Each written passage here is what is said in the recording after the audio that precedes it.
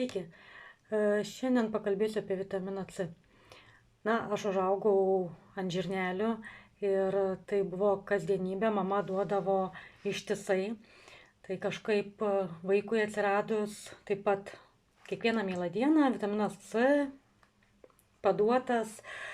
Kai pradėjau šiek tiek domėtis, pasirodo, vitamino C mūsų organizmas nekaupia ir jokių atsargų nėra, tai jo reikia mums gauti kiekvieną dieną.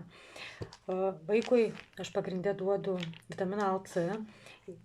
Kas čia yra unikalaus, tai kad jis yra visiškai natūralus ir jo galima, yra buvę pačioj pradžioj, tikrai paduodi keletą, ateini, žiūri, buteliuko nebėra ir atsimenu ir išsigandusi buvau, ir kas čia dabar bus, nes nuo sintetinio vitamino ir išberti gali, nieko nebuvo absoliučiai, todėl mano vaiko pagrindinis yra šitas, šiaip į dieną porą duodu.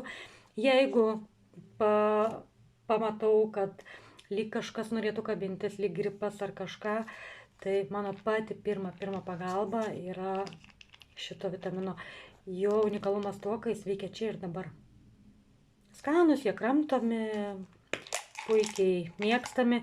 Ir dar vienas dalykas, vaikas valgo tiek, galiu sau leisti vaikui duoti tiek, kiek jis nori, nes kai jo nebereikia, organizmas pasisotina, jo nebenori, paprasčiausiai padeda į šoną. Pati naudoju ilgo veikimo kasdienai, jis yra šiek tiek stipresnis, bet atsitikus kažką pajutus, visada pereinu ant vitamino C. Ir kad čia ir dabar viskas vyktų, nes šitas 6-8 valandas organizme, kol pasileidžia, kol išnešioja ir panašiai. Kasdienai suaugusiam labai gerai, bet ekstra atveju naudoju šitą. Tai vat, jeigu kažką pajuntam, mus ne vieną kartą per 3 metus yra vien šitas vitaminas išgelbėjęs. Iš vakaro paduodi, žiūri rytą, viskas, kas vakar lygtais bandė kabintis, liko prisiminime. Jeigu būtų aktualu ir įdomu daugiau sužinoti ar įsigyti, parašykit, susieksim, pasikalbėsim. Tam kartui tiek, būkit sveiki, nes dabar jau vis atsiliepia tam ir tam kažkur kažkas. Mes jau 3 metai puikiai tvarkomės.